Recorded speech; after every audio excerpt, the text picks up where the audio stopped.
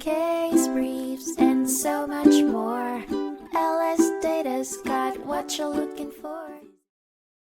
The Supreme Court of the United States heard Bolling v. Sharpe in 1954, a case which focused on the idea that racial segregation of public schools is an unconstitutional violation of the Due Process Clause of the Fifth Amendment. Minors of the Negro race were denied admission to a public school attended by white children in the District of Columbia solely because of their race.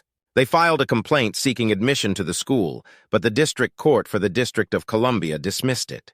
The Supreme Court then granted a writ of certiorari before judgment to consider the constitutional question presented. In its decision, the Supreme Court found that segregation in public schools deprives minority students of due process of law under the Fifth Amendment.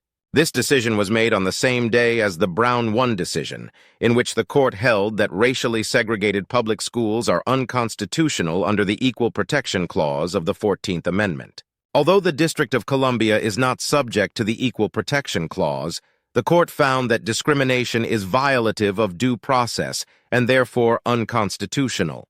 The Fifth Amendment did not contain an Equal Protection Clause, but equal protection and due process stemmed from the American ideal of fairness. Discrimination could violate due process, and race-based classifications were constitutionally suspect. Segregation in public schools was deemed unrelated to any proper governmental objective, violating black children's due process. Following the Brown ruling, this decision was extended to the federal government.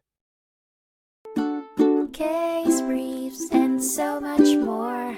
LSData's got what you're looking for. Visit lsd.law, elevate your mind.